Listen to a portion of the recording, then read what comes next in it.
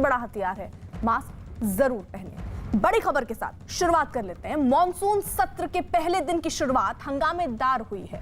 सबसे पहले लोकसभा और राज्यसभा में दिवंगत सांसदों को श्रद्धांजलि दी गई और इसके बाद जैसे ही लोकसभा में पीएम मोदी ने नए मंत्रियों का परिचय कराना शुरू किया, विपक्ष ने हंगामा और नारेबाजी शुरू कर दी। इतना ही नहीं, लोकसभा में रक्षा मंत्री राजनाथ सिंह को भी विपक्ष ने बोलने नहीं दिया और लगातार हंगामा करते रहे, जिसके बाद स्पीकर ने सदन को दोपहर 2 बजे तक के लिए स्थगित कर दिया। दूसरी तरफ राज्यसभा में भी विपक्ष ने सदन की कार्यवाही शुरू होने के साथ ही हंगामा और नारेबाजी शुरू कर दी, जिसके बाद अध्यक्ष ने सदन की कार्यवाही को 12:24 तक स्थगित कर दिया है। माननीय अध्यक्ष जी,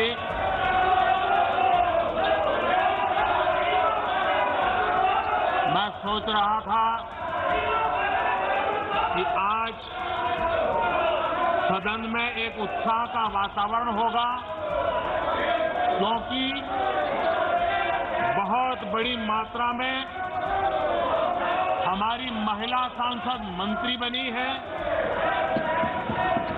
आज मुझे खुशी होती कि बहुत बड़ी मात्रा में हमारे दलित भाई मंत्री बने हैं। खुशी होती आज हमारे आदिवासी शेड्यूल्ड ट्राइब के सारे साथी बहुत बड़ी मात्रा में मंत्री बने हैं। सबको खुशी होती। माननीय अध्यक्ष जी, इस बार सदन में हमारे साथी सांसद जो किसान परिवार से हैं, ग्रामीण परिवेश के हैं, सामाजिक आर्थिक रूप से पिछड़े वर्ग से हैं, ओबीसी समाज से हैं, बहुत बड़ी मात्रा में उनको मंत्रिपरिषद में मौका मिला। उनका परिचय करने का आनंद होता। हर बेंच पर से बेंच को थपथपा करके उनका गौरव किया गया होता, लेकिन शायद देश के दलित मंत्री बने, देश की महिला मंत्री बने, देश के ओबीसी मंत्री बने, देश के किसानों के बेटे मंत्री बने। ये बात कुछ लोगों को राज नहीं आती है और इसलिए उनका परिचय तक नहीं होने देते हैं। और इसलिए माननीय अध्यक्ष जी, मंत्रिमंडल में नवनियुक्त सदस्यों को लोकसभा में इंट्रोड्यूस समझा जाए। कुछ खास सहयोगी इस वक्त साथ हैं। विक्रांत यादव हमारे साथ मौजूद है, साथ ही साथ नीरज हमारे साथ मौजूद है। विक्रांत, आपसे शुरुआत करते हुए, देखिए आज पहले ही प्रधानमंत्री नरेंद्र मोदी ने अपील की कि चर्चा कीजिए, बातचीत कीजिए, लेकिन विपक्ष तो मानो ठान कर आया है कि सिर्फ हंगामा करेगा। देखिए, आमतौर पर विपक्ष इस तरीके से अपने जो मुद्दे उठाता है उसको लेकर के जो सदन में हंगामा है वो कोई नई बात नहीं है। लेकिन आज जो अलग बात है कि प्रधानमंत्री अपने मंत्रिमंडल के नए सहयोगियों को, जो पहली बार बतौर मंत्री संसद में आए थे, क्योंकि हाल ही में कैबिनेट विस्तार हुआ था जिसमें नए लोगों ने शपथ ली थी, तो प्रधानमंत्री उनका परिचय हाउस से करवाने के लिए आए थे और उस दौरान भी हंगामा हुआ। आमतौर पर जब भी प्रधानमंत्री इस तरीके से अपने कैबिनेट के साथियों का परिचय करवाते हैं तो इस तरीके की परिपाटी नहीं रही कि विपक्ष उस समय हंगामा करे। उस समय उन्हें सुना जाता था, उनका परिचय करवाया जाता था और कोई हंगामा विपक्ष उस दौरान नहीं करता था। लेकिन इस बार वो परंपराएं भी टूटी, विपक्ष उस दौरान भी हंगामा करता रहा और इसी कारण प्रधानमंत्री को यह कहना पड़ा और कि वो अपने नए मंत्रियों का परिचय करवाने आए थे, लेकिन विपक्ष के हंगामे के कारण वो नहीं हो पा रहा है। तो उसके बाद प्रधानमंत्री को रुकना भी पड़ा। तो कहीं ना कहीं ये इस बात का भी सूचक है कि इस बार का मानसून सत्र कितना हंगामेदार रहेगा, क्योंकि तमाम ऐसे मुद्दे हैं जो विपक्ष उठाना चाहता है और उसकी आहट उसने पहले दिन ही दिखा दी है कि किस तरीके से मानसून सत्र के दौरान हंगामा बना रहेगा। ठीक है, नीरज भी हमारे साथ मौजूद है। नीरज, कौन कौन से मुद्दे रहे जिसको लेकर विपक्ष की तरफ से हंगामा हुआ? देखिए, विपक्ष की तरफ से दोनों सदनों में कई मसलों पे नोटिस दिया गया है। किसान कानून को वापस लिया जाए, पहला ये है। दूसरा ये है कि महंगाई के मसले पर पेट्रोल, डीजल, एलपीजी गैस और घरेलू सामान की कीमतें जो बढ़ी हैं उस मसले पर विपक्ष की पार्टियों की तरफ से नोटिस दोनों सदनों में दिया गया है। इसके अलावा फोन टैपिंग का मसला, कुछ पार्टियों ने इस मसले पर नोटिस दिया है। महंगाई के मसले पे तो दिया ही है। कोरोना पर तमाम पार्टियां चर्चा चाहती हैं और प्रधानमंत्री भी कह चुके हैं कि कोरोना और वैक्सीनेशन के मसले पर क्यों न कल शाम को चर्चा की जाए। और आपको याद होगा पहले भी मैं चर्चा कर चुका हूं कि अभी हाल में जब 57 मिनट की मुलाकात हुई एनसीपी अध्यक्ष शरद पवार से प्रधानमंत्री नरेंद्र मोदी की, उन दोनों नेताओं की भी इस बात पे चर्चा हुई कि कोरोना के मसले पर चर्चा हो, उसका जो आर्थिक प्रभाव पड़ा है देश में, क्योंकि ये एक ऐसा मुद्दा है कि न सिर्फ देश बल्कि दुनिया के तमाम देश प्रभावित है, तो इस मुद्दे पे चर्चा होनी चाहिए। लेकिन देखना होगा कि कार्य मंत्रणा समिति जिसकी आज बैठक भी होनी है, उसमें क्या तमाम सत्ता पक्ष और विपक्षी पार्टियों के बीच कोरोना हो, महंगाई हो या दूसरे मसले हो, उन पर चर्चा के लिए कोई सहमति बनती है कि नहीं। क्योंकि विपक्ष बार बार ये चाहेगा कि पहले कृषि कानून और महंगाई जैसे मुद्दे, फोन टैपिंग जैसे मामले पर सरकार अपना रुख साफ करे, लेकिन सरकार का पक्ष ये होगा कि पहले कोरोना पे चर्चा हो, क्योंकि खुद प्रधानमंत्री ये कह चुके हैं कि अगर विपक्ष चाहे तो अपनी बात कोरोना के मसले पर रख सकता है। और एक अहम बात, आज जो लोकसभा में हुआ वो तो अपने आप में परंपरा के विरुद्ध था, लेकिन एक और अहम बात यह है कि प्रधानमंत्री खुद कह चुके हैं कि विपक्ष अपनी तमाम मसलों पे बात रखे, सत्ता पक्ष को भी सुनने का मौका दे, क्योंकि आप अपनी बात रखते हैं तो सत्ता पक्ष को भी सदन के अंदर, क्योंकि सदन जो है देश के लोकतंत्र का प्रतिनिधित्व करता है, उसमें सत्ता पक्ष हो या विपक्ष, उनको मौका मिलना चाहिए। नीरज, आप रहिए जरा। देखिए, प्रधानमंत्री मोदी के भाषण के दौरान विपक्ष लगातार हंगामा करता रहा। इस दौरान स्पीकर ओम बिरला ने भी बार बार विपक्ष से शांत रहने की अपील की, लेकिन विपक्ष ने इसे अनसुना कर दिया। माननीय सदस्यगण, माननीय मंत्री महोदय का प्रधानमंत्री जी परिचय करना चाहते हैं। मैं पुनः आपसे आग्रह करता हूं, सदन की गरिमा और परंपरा को बनाए रखें। ये उचित नहीं है, आप सदन की परंपरा गरिमा को गिरा रहे हैं। माननीय सदस्य अपने अपने आसन पर विराजे। माननीय सदस्य, आप सदन की गरिमा को गिरा रहे हैं, अच्छी परंपराओं को तोड़ रहे हैं।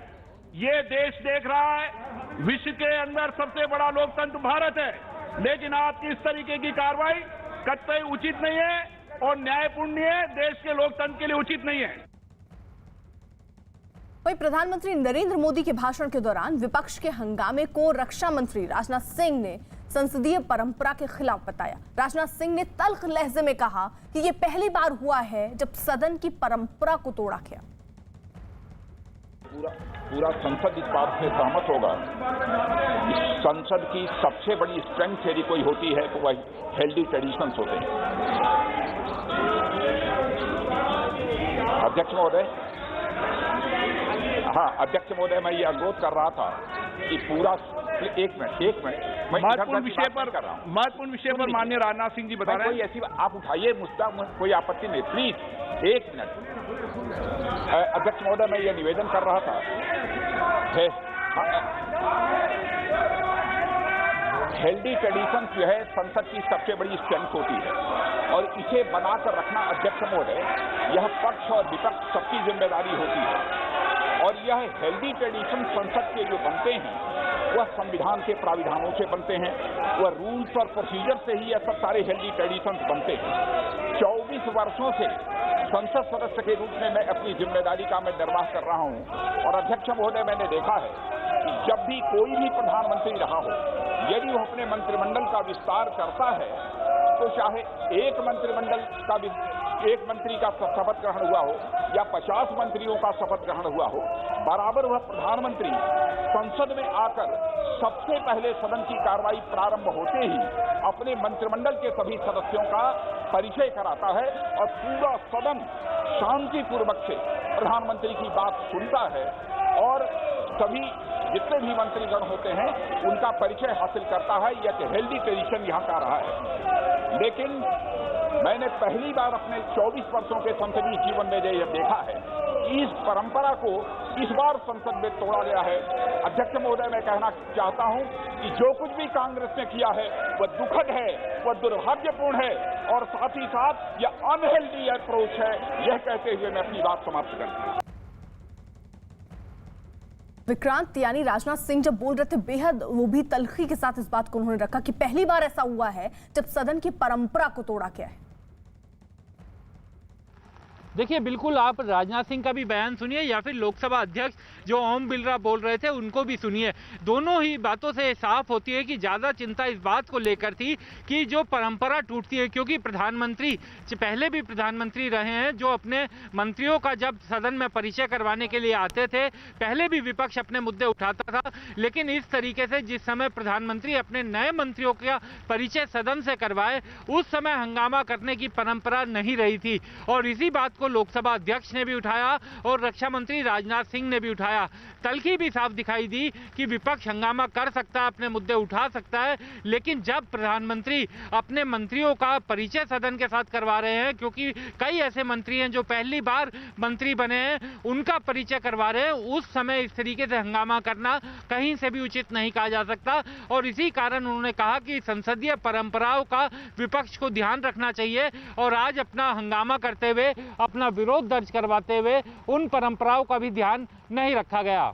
ठीक है, यानी देखिए नीरज, लोकसभा की तो कार्रवाई 2 बजे तक के लिए स्थगित कर दी गई है। राज्यसभा की करीब 12:30 बजे तक के लिए 12:24 पर उसकी शुरुआत होगी वापस से।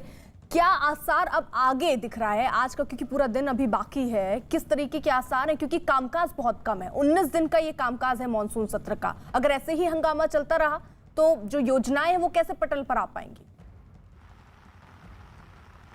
देखिए, कामकाज का दिन कम है, बिल्स अधिक, विधेयक अधिक हैं और दूसरी तरफ विपक्ष के पास मुद्दे भी बहुत अधिक हैं जो सरकार के खिलाफ वो चाहते हैं कि सदन के अंदर उठाएं। उम्मीद यही है कि आज का दिन हंगामेदार ही रहेगा। आज कार्य मंत्रणा समिति की बैठक जरूर होगी, लेकिन इस बात की उम्मीद बिल्कुल है कि आज का दिन जो है दोनों सदनों में हंगामे की भेंट चढ़ेगा। क्या आज के बिजनेस एडवाइजरी कमेटी में अगर दोनों पक्षों के नेताओं के बीच में जो सदस्य हैं कार्य मंत्रणा समिति के, उनमें अगर सहमति बनती है तो फिर सदन सुचारू तौर पे चलाने की कोशिश जरूर की जाएगी सत्ता पक्ष और संसदीय कार्य मंत्री की तरफ से। लेकिन उम्मीद कम है इस बात की। विपक्ष बार बार ये कह रहा है कि जो महत्वपूर्ण मुद्दे हैं उस पर सरकार पहले आए। हालांकि अभी तक आधिकारिक तौर पे सदन के अंदर कोई भी बयान नहीं हुआ है, क्योंकि प्रधानमंत्री ने अपनी बात रखनी शुरू की, सदन की कार्यवाही शुरू हुई, तभी हंगामा शुरू हो गया। इसलिए कोई अपने मुद्दों की बात नहीं रख सका। लेकिन महंगाई, कृषि कानून, कृषि बिल पर सरकार और किसानों के बीच ठनी हुई है, फोन टैपिंग और दूसरे जो तमाम मसले हैं उन पर विपक्ष चाहेगा कि सरकार स्थगन प्रस्ताव लाकर उस पर चर्चा करे। कोरोना का भी मसला आरजेडी तो चाहती है राज्यसभा में कि पहले स्थगन प्रस्ताव लाया जाए और कोरोना पे चर्चा हो। ये वही मांग है जो कहीं ना कहीं सरकार और प्रधानमंत्री के वक्तव्य से मिलती जुलती है, जो उन्होंने कहा है कि कोरोना पे चर्चा हो। लेकिन विपक्ष जब हंगामे के मूड में होता है, विपक्ष जब चाहता है कि सरकार पे दबाव बनाया जाए, तो चाहे स्पीकर हो या देश के प्रधानमंत्री ही क्यों न सदन में बोल रहे हो, तो विपक्ष अपने रुख पे ही कायम रहता है। और इसीलिए इस बात की उम्मीद बिल्कुल कम है कि सदन की कार्यवाही शुरुआती कुछ दिनों में सुचारू तौर पे दोनों सदनों में चलेगी। रहिए आप जरा सा देखिए, संसद का मॉनसून सत्र शुरू होने से पहले प्रधानमंत्री नरेंद्र मोदी ने विपक्ष से सत्र में सार्थक चर्चा की बात कही। उन्होंने ये भी कहा कि सरकार को शांतिपूर्ण माहौल में हर सवाल का जवाब देने का मौका मिलना चाहिए। लेकिन जैसे ही लोकसभा का सत्र शुरू हुआ और प्रधानमंत्री नरेंद्र मोदी ने बोलना शुरू किया, विपक्ष ने हंगामा शुरू कर दिया। 2 तस्वीरें आपके सामने हैं जहां पर देखिए प्रधानमंत्री नरेंद्र मोदी जब सदन में जा रहे थे उससे पहले ही उन्होंने एक बार अपील फिर से विपक्ष से की कि आप तीखे सवाल रखिए। तीखे से तीखे सवाल के लिए वो तैयार हैं, धारदार सवाल के लिए वो तैयार हैं, लेकिन शांतिपूर्ण वातावरण में सरकार को भी जवाब देने का पूरा मौका दिया जाना चाहिए। ये अपील प्रधानमंत्री नरेंद्र मोदी ने अंदर जाने से पहले किया। लेकिन जैसे ही प्रधानमंत्री नरेंद्र मोदी ने संबोधन शुरू किया, क्योंकि ये आज तक देखा नहीं गया, क्योंकि जब प्रधानमंत्री अपने मंत्रिमंडल विस्तार के बाद नए मंत्रियों का परिचय कराते हैं तो उस समय तो हंगामा कम से कम नहीं होता है, लेकिन ये परंपरा भी टूटी, जिसको लेकर राजनाथ सिंह ने भी कहा कि बहुत दुखद है।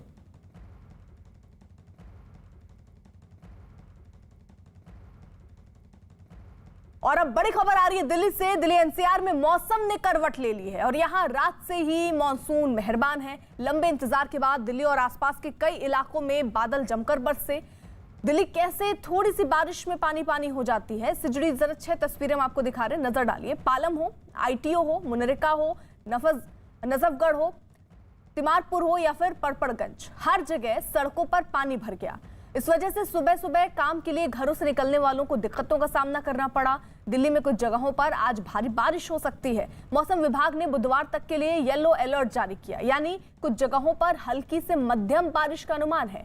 कुल मिलाकर दिल्ली में अगले 6 दिन बादल जमकर बरसने के आसार हैं।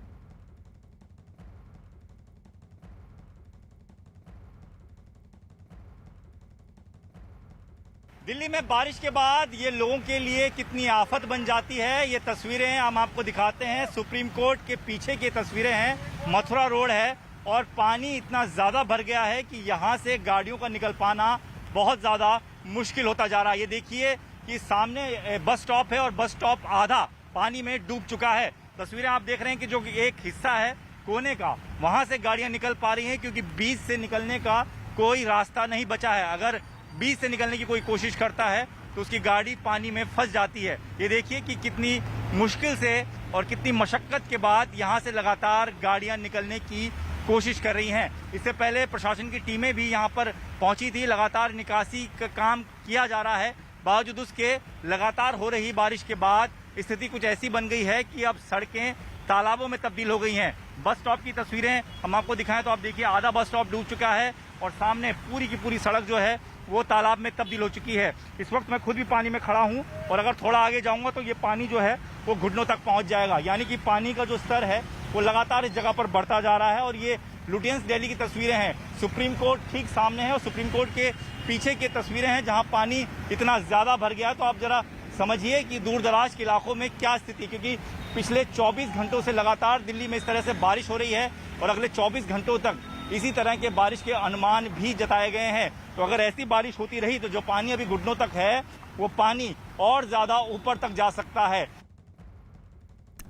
अब पूर्वी दिल्ली हो या दक्षिणी दिल्ली, हालात एक से हैं। हर जगह बारिश के साइड इफेक्ट्स नजर आने लग गए हैं। सड़कों की जगह सिर्फ और सिर्फ पानी नजर आ रहा है। मथुरा रोड हो, तुगलकाबाद हो, पुल प्रहलादपुर हो या लाजपत नगर हो, तस्वीरें एक जैसी हैं। हर जगह सड़कों पर पानी नजर आ रहा है। ये तस्वीरें ये बयां कर रही है कि थोड़ी सी बारिश के बाद किस तरीके से दिल्ली पानी पानी हो जाता है। दिल्ली में बारिश होती है और बारिश के बाद पुल प्रहलादपुर सबवे पूरी तरीके से बारिश के पानी में डूब जाता है। यहाँ पर जलभराव देखने को मिलता है और यहाँ पर तस्वीरों में आप देख सकते हैं कि एक बार फिर जब बीती रात से दिल्ली एनसीआर के कई इलाकों में बारिश हो रही है तो यहाँ पर भी लगातार बारिश हो रही है, अभी भी बारिश हो रही है। और यहाँ पर देख सकते हैं आप तस्वीरों में कि पुल प्रहलादपुर जो सबवे है वो पूरी तरीके से यहाँ पर बारिश का पानी भर चुका है और जिसके वजह से ये जो सड़क है बदरपुर और बहरौली जाने वाली ये जो सड़क है, इस सड़क को बंद कर दिया गया है। इससे आम लोगों को काफी ज्यादा दिक्कतें हो रही है, परेशानी हो रही है। और ये इस बार गनीमत ये रही कि इस बार सबवे के नीचे कोई भी बस या फिर कोई गाड़ी नहीं फंसी है। वजह ये रहा कि इस बार दिल्ली पुलिस पहले से ही अलर्ट हो गई थी। उन्हें मालूम था कि इस तरीके से बारिश होगी और बारिश के बाद यहाँ पर जलभराव देखने को मिलेगा और उसमें जो है हर बार जो है जो गाड़ियां होती है वो फंस जाती है, लोगों को यहाँ पर रेस्क्यू करना पड़ता है। लेकिन इस बार इस तरीके की तस्वीरें नहीं देखने को मिल रही है। दूसरी तरफ आपको यहाँ पर दिखाना चाहेंगे किस तरीके से यहाँ पर जेसीबी रखी गई है। दिल्ली फायर सर्विसेज है यहाँ पर, दिल्ली पुलिस की पीसीआर वैन है यहाँ पर। ये इसलिए है क्योंकि पहले से ही इस बार प्रशासन अलर्ट हो गया था कि यहाँ पर हमेशा अक्सर जो है जलभराव देखने को मिलता है। कहाँ जाना है आपको, क्यों यहाँ खड़े हैं? सर मुझे बदरपुर बॉर्डर से बस पकड़नी है। तो अब तो रास्ता बंद है, कैसे जाओगे आप? वापस मुड़ के जाना पड़ेगा, लगभग 15-20 मिनट खराब हो जाएंगे मेरे। वहीं हरियाणा के गुरुग्राम में हुई झमाझम बारिश लोगों के लिए मुसीबत का सबब बन गई। भारी बारिश की वजह से ऐसा लगा मानो वहां बाढ़ जैसे हालात बन गए हों। आपको जरा ये 6 तस्वीरें दिखा दें जो ये साफ कर देती हैं कि बारिश वहां लोगों के लिए किस तरह मुसीबत बनकर आई। पहली तस्वीर गुरुग्राम की सड़कों की, जहां भारी बारिश की वजह से कमर तक पानी भर चुका है, कई गाड़ियां उसमें फंस गई। दूसरी तस्वीर जो आप देख रहे हैं वहां पर भी आप देखिए लोगों के कमर तक पानी भर चुका है, चलने को वो वहां से मजबूर हैं क्योंकि दूसरा कोई विकल्प उनके सामने नहीं है। तीसरी तस्वीर आप सेक्टर 9 की देख रहे हैं, सिविल अस्पताल की, जहां पानी भरने की वजह से मरीजों की परेशानियां बढ़ गई।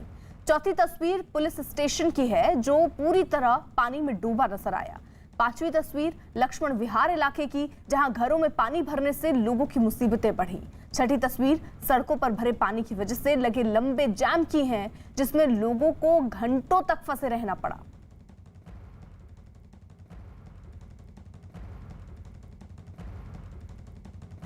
गुरुग्राम के लक्ष्मण विहार इलाके में पानी इस कदर भर गया कि वहां बाढ़ जैसे हालात दिखाई देने लगे। जहां तक नजर जाएगी सिर्फ और सिर्फ आपको पानी ही पानी नजर आएगा। सड़कों पर पानी का कब्जा हो गया, पूरा इलाका किसी टापू की तरह दिखाई देने लगा। हालात उस समय और बिगड़ गए जब बारिश का पानी लोगों के घरों में दाखिल हो गया, जिसके बाद घरों के अंदर रखा सामान भी पूरी तरह से पानी में डूबा नजर आया। किचन के अंदर भी कमर तक पानी भर गया, जिससे लोगों की परेशानियां और बढ़ गई। वहीं मकानों के बाहर सड़क पर खड़ी गाड़ियां भी पानी में डूबी नजर आई।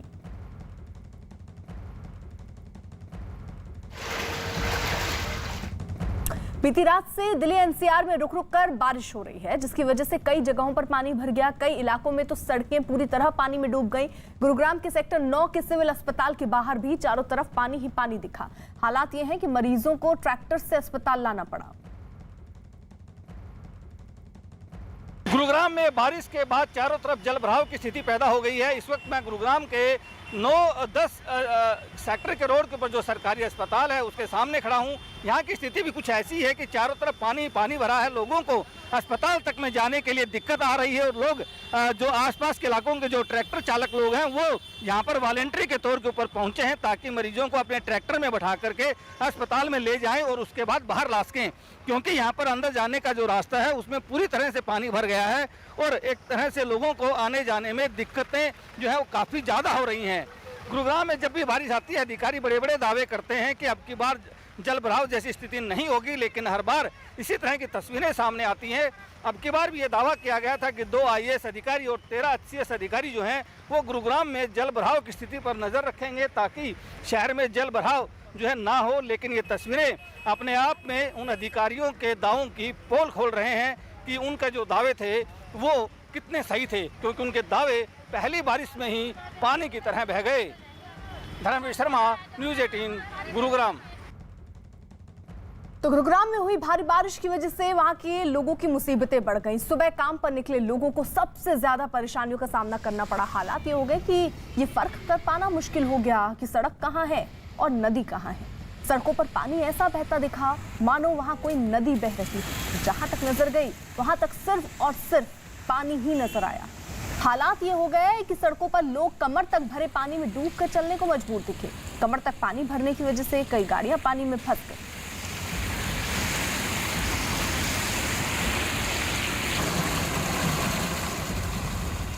तो भारी बारिश की वजह से दिल्ली गुरुग्राम हाईवे पर कई किलोमीटर का लंबा जाम लग गया। भारी बारिश की वजह से सड़कों पर पानी भर गया। हालात ये हो गए कि दूर दूर तक सिर्फ गाड़ियों की लंबी कतार नजर आई। बताया गया कि लोग काफी देर तक जाम में फंसे रहे।